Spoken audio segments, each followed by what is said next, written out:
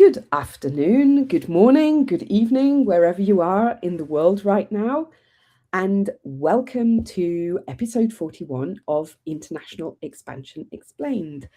My first guest of the year is Victoria Rennoldson, and I'm really happy that we've managed to work in this way because we've been talking about the timing of this for a little while. Now, Victoria is a multi-award-winning coach. She's a speaker, a certified facilitator, and recently a best-selling author who specializes in global leadership, communication, and cultural intelligence.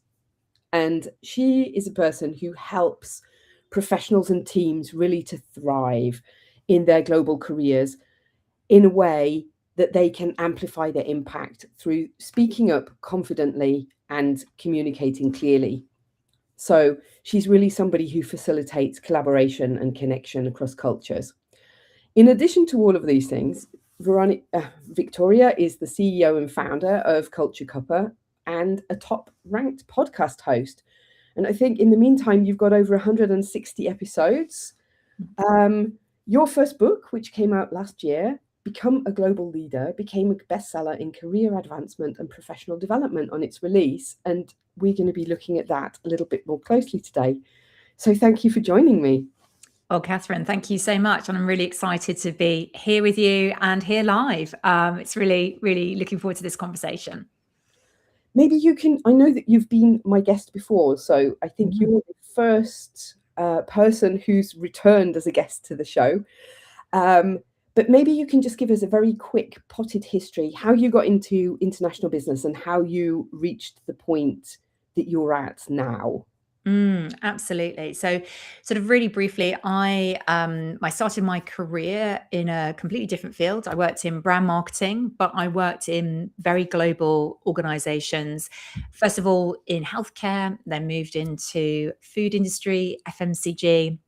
And I was always part of or interacting with global teams, leading teams across Europe, but also working with teams in the US and Asia. And I always, in that time, the 12 years that I was in brand marketing, I kind of got very fascinated about how teams work, how they don't work, what happens when you've got teams based in different countries, and culturally, I seemed to get a sort of a feeling of what was going on or not happening in those meetings. And so fast forward, when I decided to make a change, move out of the world of marketing, I got really interested in what could I do to help individuals on their career paths, but also teams really think about this idea of connection and collaboration. And so this is the business that I've created, Culture Cuppa. Been running this business now for the last 10 years, as you mentioned. And this is the work that I now do, really helping people in this space. But the origins really came from that time when I was working in corporates and seeing it for myself. Very, very interesting. And I always find it so fascinating when we talk because it's in some ways we have quite a kind of parallel nature in our careers, but on the other hand, they're not parallel at all. And it's always interesting to talk when we can go across this question of why it is that so many very capable international leaders struggle to make the impact that they deserve. Well, I mean, that's a brilliant question, right? And I think it's the one that, some of those people might be listening now and going, well, why is it I'm not cutting through? And I think, there might be a couple of reasons for that. Sometimes it's about, well, it is all about context, right? For many of the people that I help, they are people who have been very established in their careers, really great at what they do, and I work across industries, but their leadership style has worked really well for them to date. What happens is that when they moved into sort of different roles, maybe working across different countries or working in the strategic global team, what they find is that what has worked really well previously isn't working so well for them anymore. And that's a real challenge, like making that shift up, because you have those leadership styles, those behaviors, the communication style that served you well. but suddenly it's not quite landing in the same way as it has done previously. So this is something that I've noticed that sometimes causes I'm not having the impact that I want. So that's one thing that can go on. But the other thing that can happen is that equally I work with individuals who are fantastic at what they do, like really great technical experts, built up fantastic competence in one area. But when that comes to then stepping up into leadership, they find they're not able to communicate their value, to be able to sort of project themselves in the way that they want to. And they notice that other people are really great at that, but they just don't seem to have that ability to influence in the same way, to be visible in the same way. And so some of that question is about how do you translate that when you're stepping up in, particularly in a global career? How are you projecting yourself? How are people perceiving you in that environment, and making that transition from technical competence to real sort of global leadership? Yeah, and I think it's also really important to note that this is not just a question of somebody speaking in a language that's not their native language, because Mm, I mean that might be part of the problem if somebody feels that they're not competent or confident in speaking English or whatever is their corporate language. But I think it's also, like you say, it's that question of moving from something that's very operational to something which is more strategic and something that involves having a bit more of a vision as to where you want to go, doesn't it? And yeah, I mean, it's being able to communicate the vision, but certainly as people step into the role of leading broader teams, like how are you engaging people? How are you connecting people to the vision and to each other, particularly if they're spread out across geographies? Even how you are able to connect with your peers who are, other leaders. And, one of the things that sometimes comes up is that sense of, wow, these are really established leaders in their roles. I'm stepping up into this role, and that feeling of exposure. And I've literally heard people describe it like that. I feel really exposed. I feel worried that I can't communicate my ideas in the way that I want to. And you're absolutely right. It's not an English question. It's about communication style. It's about knowing how you engage people, how you influence them. Mention that word. How you're able to structure your thoughts clearly, but so they really land with the other person and they are more likely to say yes or align with you on something. I think that that is something that a lot of people who move up into a leadership role haven't really had to think about in the past, simply Mhm. because they've been very much involved in this operative question where their technical expertise was enough to guarantee them the influence or the ability to have that impact or to be it gains them the right to be listened to, didn't it? If And I think that's a translation piece, isn't it? Like not translation of language, but translation of your knowledge and expertise and everything that sits in here, but then taking it up a level, strategically being able to communicate and add value. yes. And so, would you say that you really wrote Become a Global Leader for people who were maybe feeling that little bit of a gap, but couldn't quite put their fingers on it, maybe as to what it was that they were missing? And do you think that there are lots of people out there who might not realize that they're Mm. actually in need of this? Or what do you think it is that blocks people from taking a step up or reaching out? Because people often just don't realize that that's what they need until somebody comes along and tells them, do they? Yeah. Yeah. I think sort of people, what happens is people get stuck. They get stuck. They are wanting to go for it if they're within one organization, or they may maybe be applying for roles outside, but they are also then getting quite frustrated that it's not quite happening. And if they're in a great team working with a line manager, somebody who can give them, or mentor who can give them direction, they might be getting the feedback about their impact, how they are perceived and received within the organization, what they might need to shift. But sometimes it's kind of something that as you say, people don't realize. They're not sure what it is. They feel blocked, but they can't quite kind of work out what it is. And that's why, in the book, I talk about obstacles. We look at many different angles on that and what might be getting in people's way and stopping them. And within this, we're talking about things that people can control, right? Because there might be a whole load of other macro environmental factors which you can't control, which impact whether you get promoted or you get the leadership position, such as how is the organization performing, or what's happening in the market, or other factors like that. That's not what I'm talking about. What I am talking about is really what's in your control. And this is a concept around self-leadership. So whatever stage of career you're at, really recognizing that you need to really be in your own self-leadership to take the steps forward to develop yourself so that you are showing up, the way you project yourself, the way that you thoughtfully communicate and interact with others has that impression of leadership at every single touch point. And so the book, really looks at those blockers, but then also looks at the 4 pillars that I see are the common areas that people need to then move themselves forward, to move around these blockers and help them step into their self-leadership so they have a greater chance of success in achieving that position, the one that often they've wanted for a very, very long time. Yeah. And I know you've just mentioned the 4 pillars, and I know that in the past this was also a part of your work. I remember we discussed this before when we were here. But the other thing about it is, of course, that we can't go into all of these pillars in such depth today, because otherwise we'll be here till midnight at least, I believe. Well, they can read the book and find out more. The next thing is that people can go away and can read the book to find out more.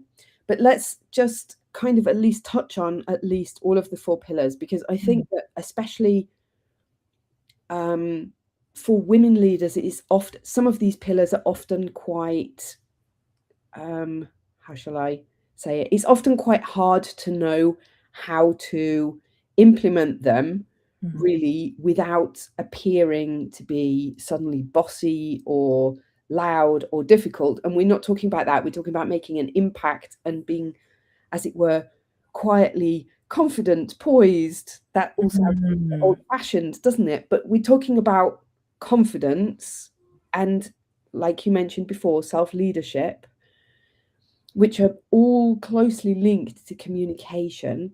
So what is it that people are misunderstanding about this concept of confidence when it comes to global roles? And I think, that's such a brilliant introduction to what I think is the starting point in all of this, which is confidence. And, the reason why I made this the first pillar is that it is the starting point for most people that I work with. And it doesn't matter, actually. What I've learned in my work is it doesn't matter whether we're talking about people who are middle management or people who are already at very senior levels. In fact, I'm working sometimes with MDs, CEOs of their businesses. What I've learned through my experience when working with people at all levels is that confidence is something that can come up at every stage. And that's because confidence is all about context and people. As your context expands and changes, as your role expands, as the people change and you're working with people perhaps you've not worked with before, it comes up with a whole load of questions. So the real thing is, confidence is something that we always are working on. It's a journey. So that's the first thing to kind of really share on this, that there's a misunderstanding that, people look at people who are very senior already and think, well, they must be confident all the time, or they appear to be confident all the time.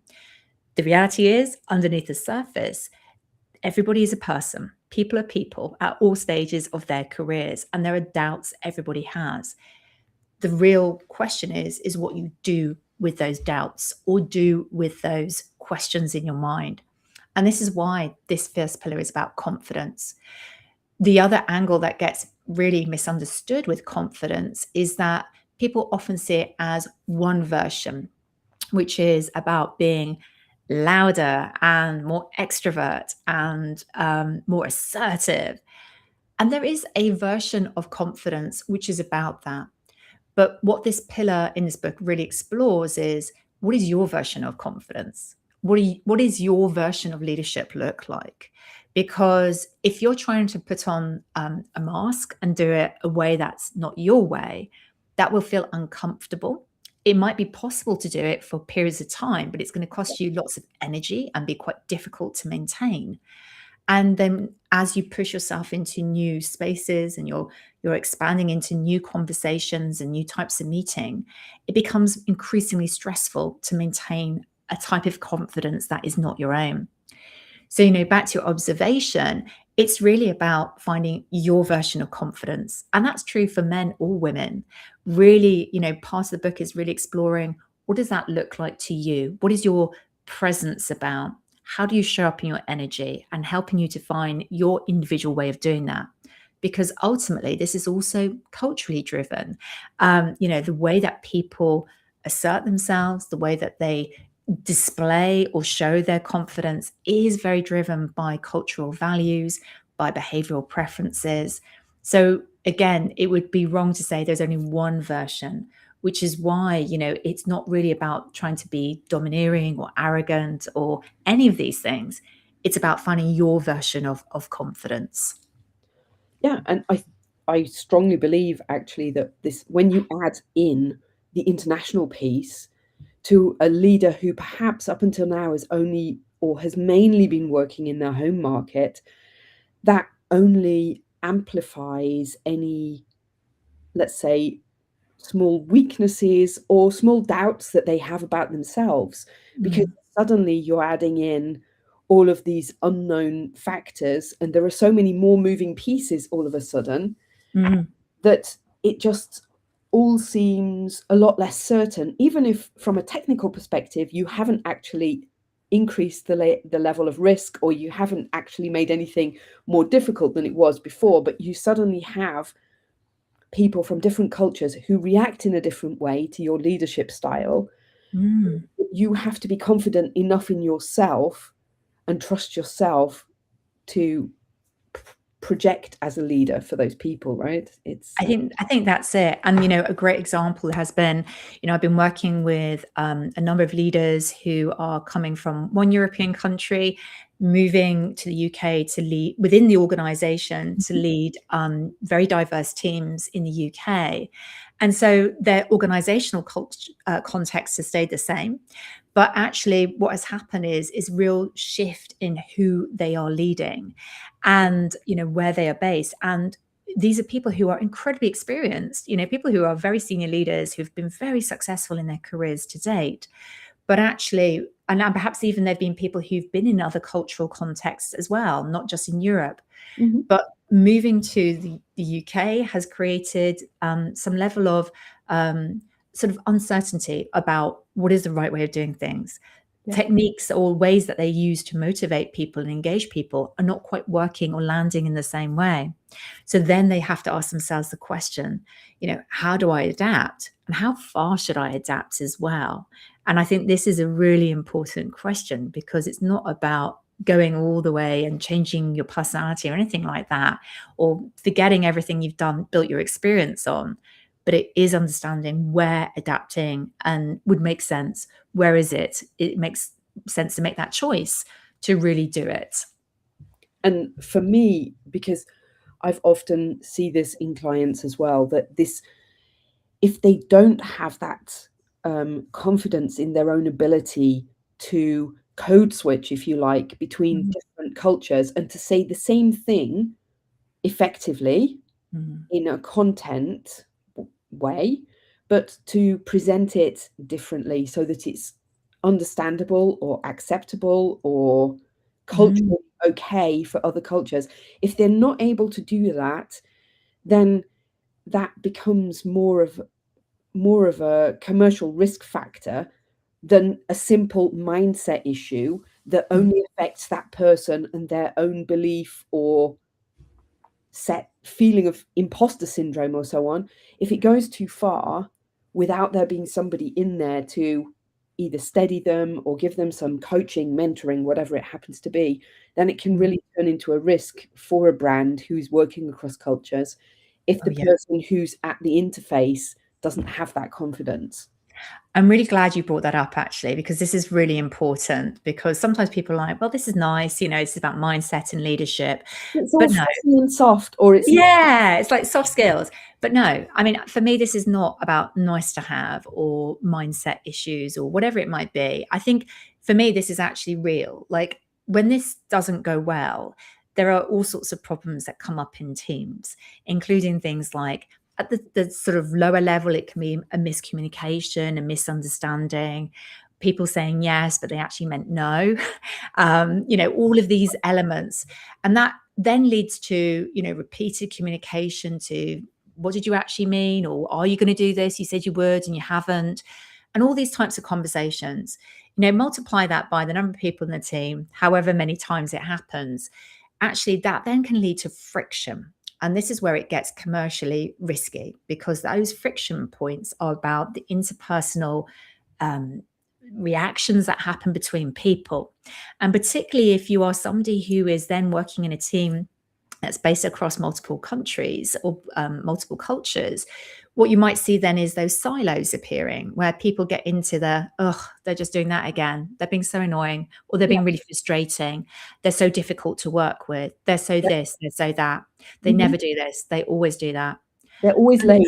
They're always Late. They're always late. They're always this. And I think the problem is with all of that is, again, multiply that up and you can realize that very quickly this starts to create friction to the point of slowing down projects because people are getting frustrated with each other.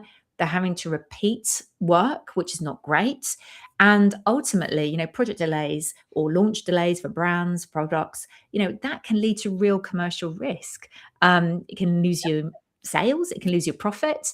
it can And even very the whole importantly, market if you it's do the it. whole trust that you Yes. lose as well. Yeah. It can really go seriously wrong. Mm. Okay. So we've covered confidence quite in depth. I'm just a little bit concerned. I haven't had any comments in the chat. Please, could somebody, if you are listening, drop us a hi or something in the chat, just so that we know that we are genuinely live.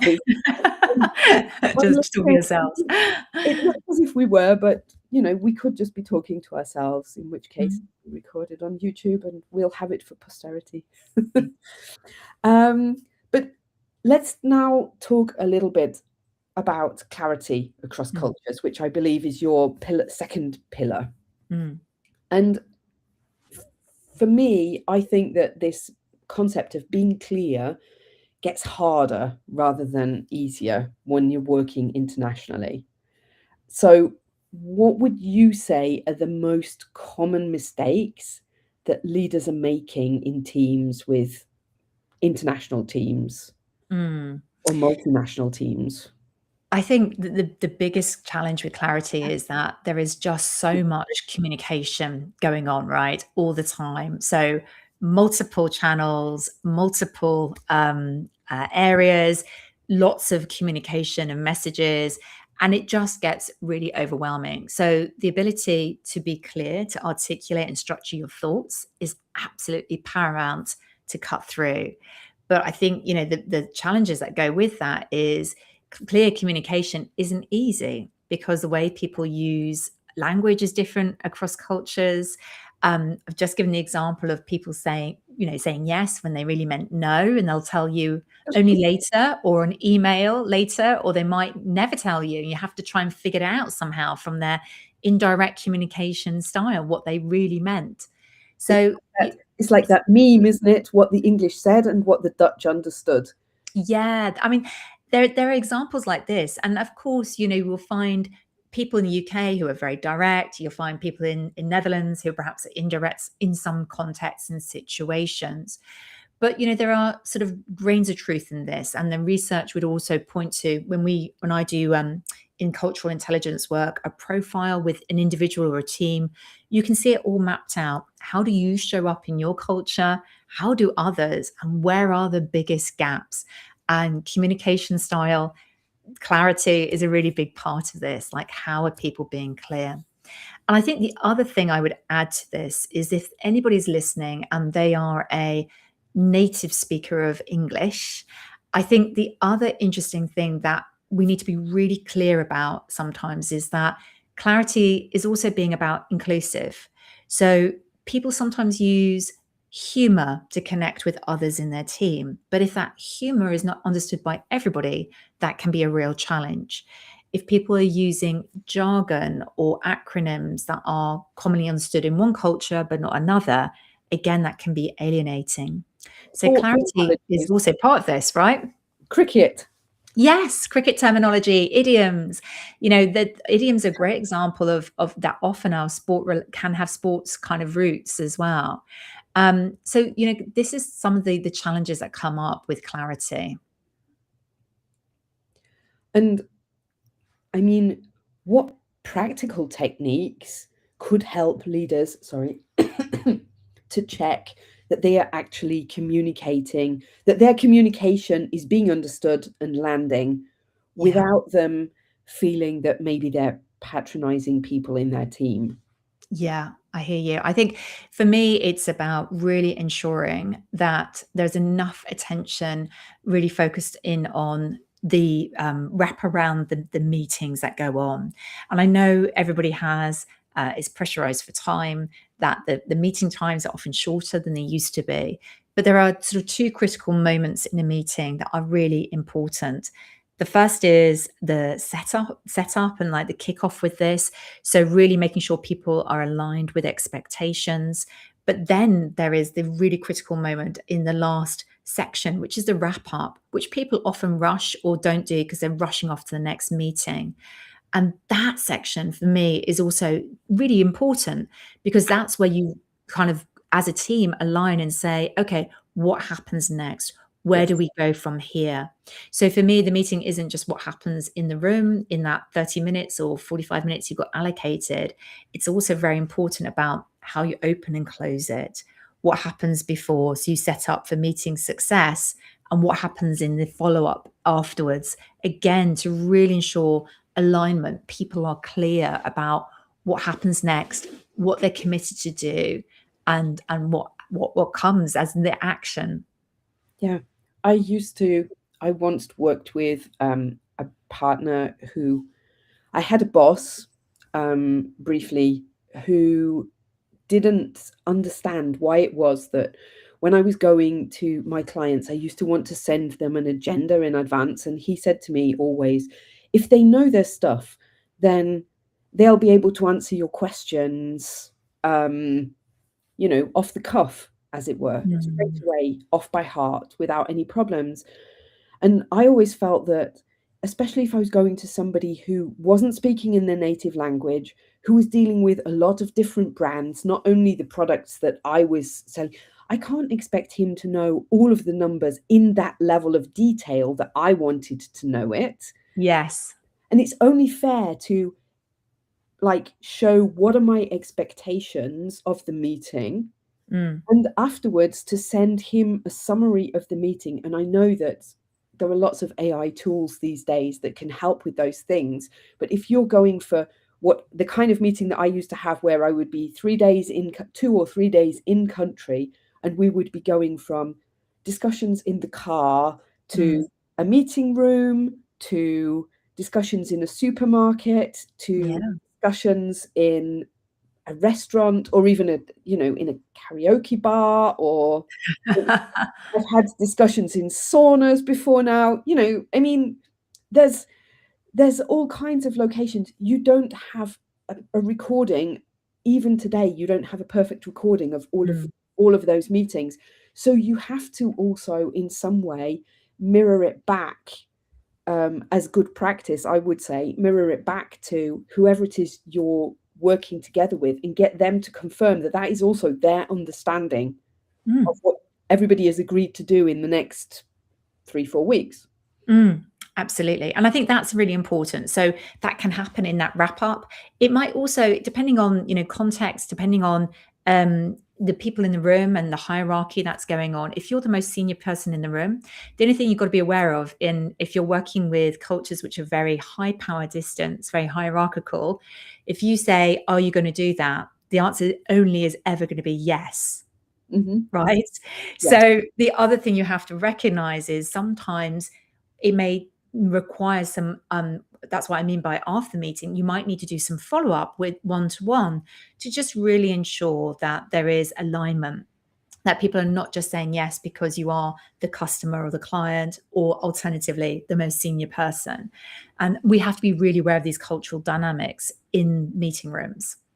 Yeah.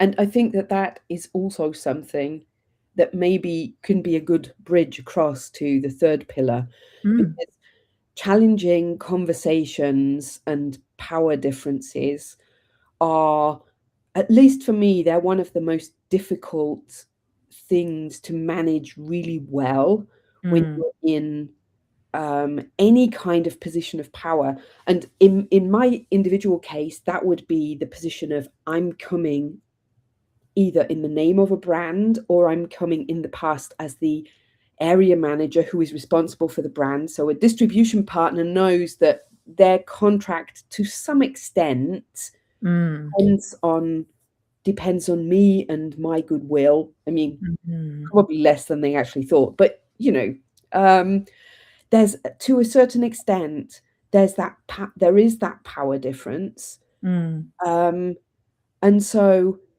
you do have to be aware when you're having conversations not to, make somebody lose face, or not mm. to put them into a corner, um, because those any kind of difficult conversation, be it a negotiation or telling a member of staff that they're not performing well, or or telling the managing director of a distribution company that his performance isn't up to expectations, those are all really difficult conversations to have. Yes, absolutely. And that's where you need to set it up. So, I'm a real big believer in you have to look at the foundations of challenging conversations before you even enter them.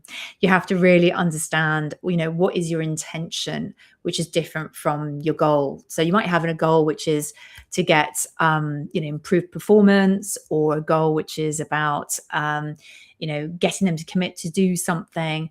But ultimately, you have to understand what is it you're intending to bridge with the relationship. Like, what is it you're wanting to kind of build there? So that's really important to think about.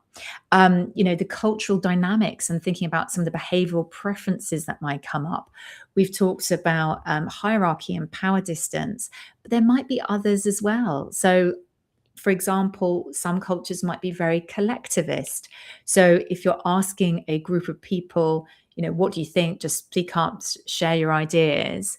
You might not hear anything because it feels really exposing to be, just saying what you think in front of other people without talking to them first. So you then might have to allow, for example, in a situation where you're a leader of a team, you might need to allow time for people to discuss one-to-one in smaller groups, or in kind of, if it's on virtual breakout groups, before sharing ideas. So it's really about setting that up if you're have a dynamic between individualism and collectivism. But even things like how people relate to the idea of risk.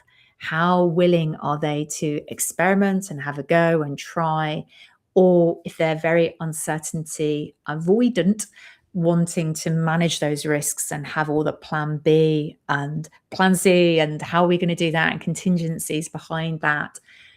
These are kinds of things that you need to understand in the dynamic before you even enter the conversation, the challenging conversation itself. So I think about that, like setting the foundations before you even step on what I call the challenging conversation bridge, and can enter into the actual discussion around it. And do you come across a lot of international leaders who simply avoid having those tough conversations because they know that there are cultural differences, but they can't quite grasp how they need to deal with um, that difficult conversation, how to start it, and they don't know how to let's say, grasp that nettle, so they just push it under the carpet and pretend it's not happening in Yeah. lots of ways. I think it depends on the manager. I think it depends on their relationship with communication style, direct, indirect, but also how they feel about confrontation. Some individuals will be very happy to have the conversation, but may not get the response that they want. So if they're going into a situation where they haven't thought about the cultural dynamics, thought about the strategy for the conversation, they may either end up in a situation where somebody is receiving that and retreating into silence and is not engaging. Yep. Or alternatively, the other dynamic where somebody is saying, yes, okay, I hear you, of course, we'll change it. And then they don't. There's no change in behavior because there hasn't really been a real engagement or understanding of the motivations of why might this be happening. So I think it really does depend on the individual. And this is where it gets really fascinating with the cultural side of this and knowing how to navigate global business, because we don't see our own culture. We assume, we have our way of operating, which is, in inverted commas, normal. The But right way.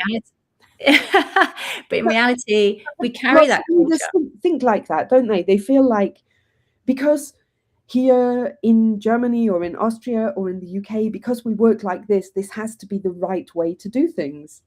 Absolutely. And the other big assumption, which sometimes goes on, is that the organizational culture is the one that's dominant. So it'll be the Yeah. same wherever you go if you're kind of navigating one organization.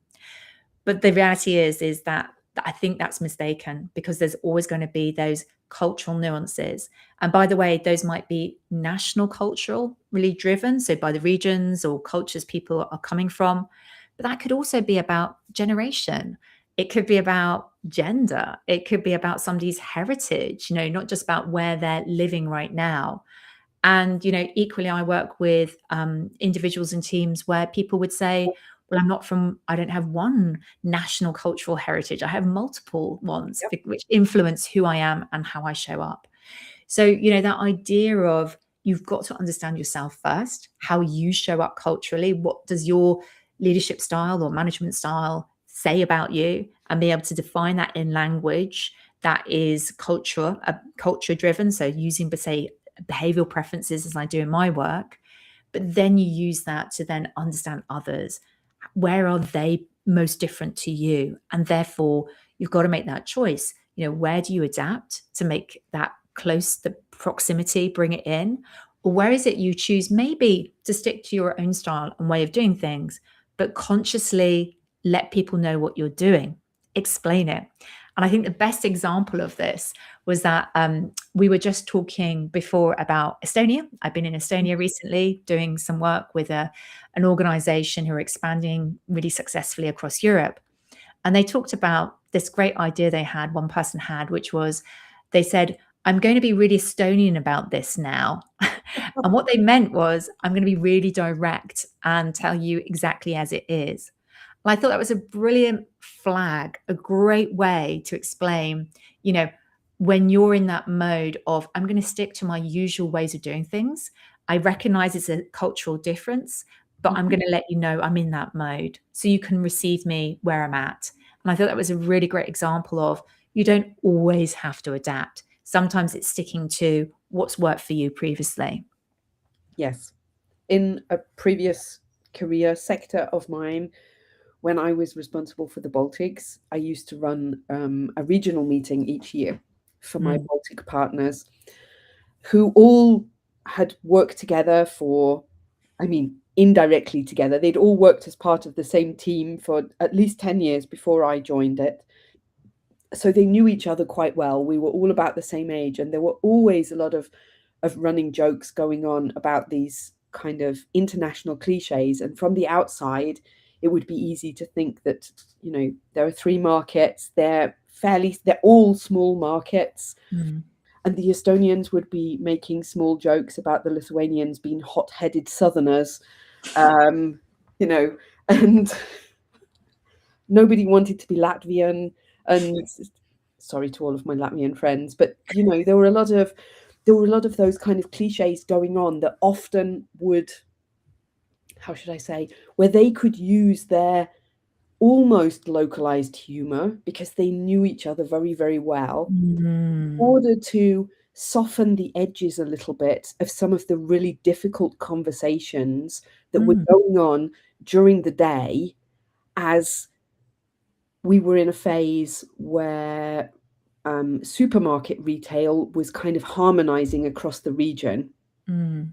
And so it was really quite difficult to manage that because all three countries had handled their partnerships differently in the past according to their cultural norms, you know? So Yes, absolutely. And things like that, you know, that's about sort of humor being used to almost be a little bit self-mocking amongst a group of people who are, you know, have that understanding. And it sounds like in that context, everybody knew each other really well, so that would work. But it's interesting, isn't it? That humor in a different context might have been deeply inappropriate and might have created real divisions between the groups. I mean, And that's some of the where jokes were, if you told them to somebody outside, they would have been deeply inappropriate. They, mm, you know, they were kind of jokes you could only tell to somebody that you knew that you were not being serious about. yeah. And I think that's the thing, isn't it? I think, you know, this is where humor gets really complicated because it has so much the ability to connect people, to engage people, but it can create divisions. And that's where, you know, as we mentioned earlier in this conversation, we just have to be really conscious of cultural contexts, cultural mentions that people make. You know, does that include everybody or does that not? Or is that maybe creating a division within the team? Yeah, yeah. And I'd like to move on a little bit simply because I wanted to cover, you know, lots and lots of ground with today's conversation. And just so that we can also talk a little bit about the fourth pillar, which is connection and cultural intelligence. Mm, You describe in the book, you describe connection as being a leadership skill. mm. What does that actually mean for you in practice? Yeah, I think it's something that has become increasingly apparent to me over the time that I was writing the book and then publishing it. But clearly, we're living in a time where there's just huge changes and shifts in the workplace due to AI and tech, right? So that's, you know, what's happening right now. And, you know, clearly there's a lot of focus around, you know, how do we upskill? How do we use the AI? How do we deploy it to get competitive advantage, to commercially move brands forward? And I think this is exactly right. I mean, it's a really exciting time and there is rapid change happening, not just, you know, annually, not even monthly, sometimes even weekly. But the point I make in the book is that unless actually we are able to really think about, you know, how do we move things forward with that technology? For me, the technology, the AI is an enabler, it's a support. So what we have to think about is if that is then taking away some of the roles or parts of our role that we used to do, and that should be a good thing, so taking away and making it more productive and efficient, what is it that we then add value on? And clearly, there are lots of things that make us human, our critical thinking, our creativity, decision making. But connection, that ability to communicate, to connect with somebody else, to be able to collaborate with them well, to have a really good conversation. Ultimately, this is all about trust and building relationships. And in whoever's listening to this particular episode, you know, they will know whatever their business is about, whatever scale of business or where however global or not it is currently, trust and relationships are ultimately absolutely critical to any Yes. career, any business. And this is why, you know, I really focus in on this because I think in this current moment in time, that human capability to be able to connect with people, to have a good conversation, whoever they are, wherever they're from, that's a real skill. And not everybody is able to do that. It sounds very obvious and that maybe we automatically should be able to do it. But the reality is, you know, when you look at this stats, there are stats that talk about I think it was Deloitte that was talking about the number of percentage of new hires coming into the workplace who just don't have the people skills anymore, who just don't have the right skills to be able to work effectively together across borders, virtually, remotely, let alone being able to influence and build great connections with customers, clients. So this is why, I really focus in on this, because I think it really matters. And I think it's an area we should be doubling down on at this moment in time.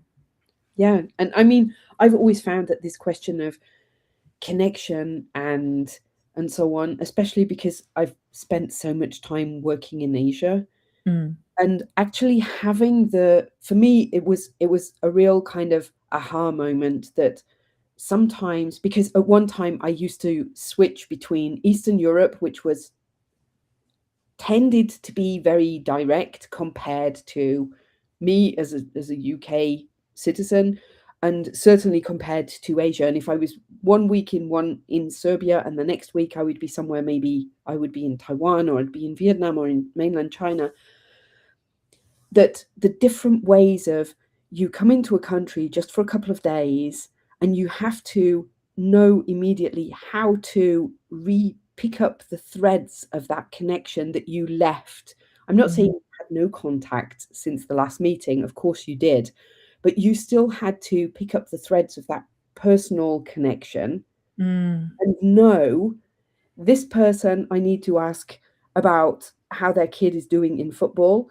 This yeah. person I need to, ask about something about the company, if they've progressed on their projects. This person we need to sit and drink tea for an hour before we can think about moving forward. This person is going to be upset if my first question isn't how's business. Mm. And I And think I think that's really important. It's really important to learn to do it, because you can so quickly destroy trust and connection in an international context. Absolutely. And I think, some of the things you described there are the small things, but they're the small things that can actually be the difference between transactional or relational. What is it that you're building Mm. in connection? And that really matters whether you are working in a small business or a huge multinational, and knowing culturally what's appropriate and what's not. Other examples that come up for me often gets discussed is lunch. How do we do lunch, or how do we do food, or don't we? And one of the funniest questions I always ask when I'm doing sort of longer, say, day workshops is, when is lunchtime? Because I've worked with teams up in Sweden, working for a very large global organization there, and they wanted lunch 11:30. I've worked with they wanted lunch at 3 p.m. So, you can see, even when the question of when is lunch, what do we do? Are we at the desk and just eating in the meeting room? Or are we going out? Who's at lunch? What do we talk about? You mentioned some of the topics there. And, for some people, they don't want to talk about personal life. They want to keep that separation between business and personal life. And even small, subtle things, like particularly if you're in person, personal space, like how closely are you standing next to people? The way people, they use their body language to connect with you or not. These are such, again, all the small things. I'm using that in inverted commas because they're not the small things. They're things that deeply matter and really help you kind of create that connection that builds the trust and the relationship. Yeah, I will always remember the look on the face of my Chinese partners at the time, um, when the senior leader in the room in a meeting in Germany said, "Well, we've got so much to get through today. We'll just get a couple of sandwiches on the table for lunchtime." And the Chinese were like, like, who are these barbarians that we've come to Yeah. visit, kind of thing. Yeah, it's really different. And I think that's, it's really hard to say, well, what's the quantifiable impact of that? But it can really be about, you know, relationships, deals are done on that or they're not, right? Like Yeah. that's the big difference in it. And, I know also that, sometimes brands get it wrong, get the cues wrong when they're doing Yeah. advertising or communication.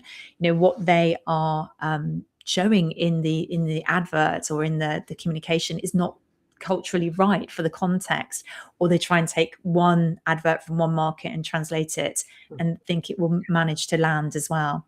So all these things are really, really important. And that's where, I really end the book and with this pillar, which is culturally, you have to really understand what's going on. I talk about the cultural intelligence approach, the capabilities, the behavioral preferences, but then it's really about how you have to really shift yourself as a leader, thinking about even elements like your nonverbal communication, your voice, the way you listen and build the connection with other people, even how to have a good conversation, which is not a given these days.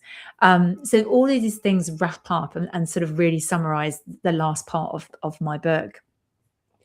And how would you deal with this question of authenticity? Because authenticity is a term that's really it's thrown around a lot these days in social media, and what does it mean to be authentic?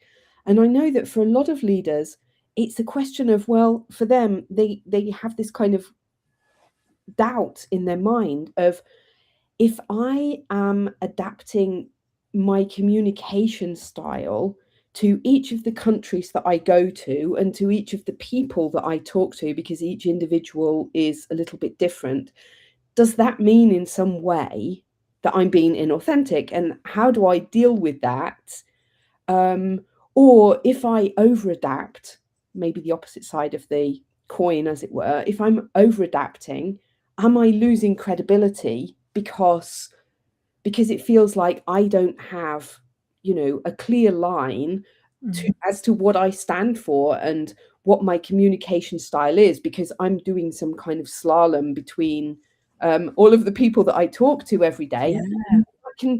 That can, if you're working in a global environment, but you're in, for example, middle management and maybe not the senior management, it can seem to senior managers that you're doing that slalom track and they don't know really who you are and what you stand for, I think. Yeah. And I think that the sort of real advice I'd give on this is it's about adapting, but not changing yourself. Yeah. And what I mean by that, the balance of that is, coming back to the beginning of this conversation, you need to know who you are. You need to be in your self leadership to know what you stand for, what you're about, how you show up, what is your leadership style about, which is not like other people's. But then when you then apply it and think about the adaptation piece, how you adapt culturally, your communication style, your behaviors, the most important starting point is it's a choice. So you've got to ask yourself why. And this is in the framework I use, CQ Drive. So this is like really understanding your motivation. If you were to adapt, why would you want to do that? What would the impact of that be from a relationship point of view, from a trust point of view? What is it going to achieve for you tangibly? And so it's making the choice about, does that make sense? Does that align with who you are? Clearly, we also don't want people to be operating from a place that's out of sync with their values or out of sync with what the organization expects of them as well, because clearly there are some business practices which are acceptable in some countries or cultures which may not be in others, right? So you have to be quite cautious of that. But clearly, it is about knowing why you do want to do it. This is CQ Drive, having the CQ knowledge, so knowing what's different and where it would make a difference to adapt your behavior. And then the important part of this is the CQ strategy. The next part of the framework is recognizing you decide, you choose what you're going to do. Are you going to adapt to the situation? How far? What elements might you try? But recognizing you don't know if it's going to work or not, and you don't know whether it's going to be received in the way you intend it. So it is an experiment. And then CQ action, the last part of this framework, is really putting it into action. That's where you also can do the reflection piece of, was that effective? Would I do that again? Or would I actually park that way of adapting my behavior or communication style? So it is a reflective piece. But for me, it comes down to this idea. you're not trying to change who you are. You're trying to adapt to the context or to the people for this moment in time. And it's really starting with why. Why would you do that? And that's the question I'd really encourage people who are watching this, listening to this, to ask themselves before making that change. So I think we're coming a little bit to the end of our time Sure. now today, because and it's been, I know that we've flown over everything very, very quickly, but if anybody who's listening has this goal for 2026 that they want to become like a recognized global leader within their company or their community or whichever is their context that they're looking at in the next year, where is it that they should start tomorrow? Like, what is the first mindset shift that you would be encouraging them to make or to reflect on? Yeah, I think that's a brilliant question. So obviously, I would love for people to buy the book, to read the book, but honestly, the reason why is it's individual, and it really comes down to what does that person need. So for people listening who are like, right, that's me, that's what I want, I'd be asking you, which pillar do you need to start with? Is Mhm. it confidence? Is it clarity to help you influence? Is it about your challenging conversations that are really difficult? Or is it about your connection, your cultural intelligence to help you bridge cultures? I'd be asking that person, and hopefully that person listening, where do you believe you need to start? Where do you think is the most important area to start with? It's not to say that the other pillars aren't important to you, but it's prioritizing them and knowing where you need to go. And if you do get a copy of the book, you'll see that I've made it very practical. So lots of Yes. exercises in there, lots of my frameworks and tools I use in my work with clients that people can benefit from. So the idea of it is it's really easy to get into, to do the reflections, the exercises, and then take it out and really action it in the real world, because that's where it lives. It has to live in testing it out, seeing how it lands, and seeing the difference. And I know from working with clients, they see the benefit not only in themselves, but they also, interestingly, I had a client once who was working in oil and gas, and she talked about how spontaneously she had somebody in the team come up to her and say, something's different, and I can't put my finger on it, but something's changed in the way that you are in the meeting. And that is genuinely through the work we were doing and how she was shifting herself. And that was to do with confidence for her. Her pillar was that real focus one. But that's, the thing I would really be sort of leaving with people here. Work out which pillar is the one you need to start with. Yeah, and I think that that's a wise approach, to take whatever is going to give you the most leveraged approach, if you like, Mhm.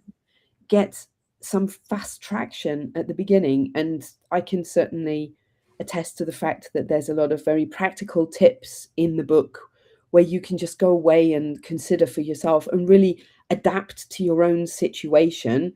What is it that I need to be working on more or thinking about more um, Mm, about this right now? absolutely. Mm, Okay, so I just have one last question. Which kind of services you concretely offer? I know you've mentioned a little bit, but yeah. who exactly should reach out to you if, after this conversation that we've had today, they're thinking, Victoria sounds like exactly the kind of support person that I would need to move me along my journey? Who should be DMing you? Lovely. Well, thank you, Kathryn. I really appreciate that opportunity to share that. So I work with individuals. I support individuals who are very much wanting to go for this next step. They're really ready for it. They know they can do it, but they're stuck where they are, or potentially they've just got promoted and feeling that exposure I talked about earlier in the conversation. Sometimes these are people who are ready for it, but are willing to go for it themselves. Other times it's through the organization that I'm approached and I'm supporting them, their talent to really make it along their career journeys. So that is one type of work that I do. And I support people one-to-one, virtually all around the world, to really help them navigate these pillars and really help them to be the best kind of global leader that they can become. The other type of work that I do is really focused on cultural intelligence, and particularly thinking about helping teams and how they develop their cultural intelligence to either expand the team or the business globally, which I can imagine is very relevant for your audience, but Yes. also for teams that are already established, based in multiple locations, but recognize perhaps they're not collaborating as effectively as they like to, or perhaps even are experiencing some of the frustrations and challenges of being split into silos and not really coming together. This is where my workshops, my facilitation in cultural intelligence can be really super helpful. And I do that again virtually or in person around the world. So those are the two main areas that I help people, but I also do a lot of speaking. So if anybody ever wants me to come into their organization and speak on these topics around global leadership, communication, and cultural intelligence, I'd love to have a chat as well. Thank you, Victoria. It has been really lovely talking to you today. And I would just like to also thank those people who are listening live. And I think that we are going to finish up there. So thank you once again for joining me, Victoria. Well, Kathryn, thank you again. I feel very honoured to be invited for the second time onto the live, and I really appreciated your thoughtful questions, and I really enjoyed the conversation and some of the stories and examples we were sharing together. So thank you. It's been a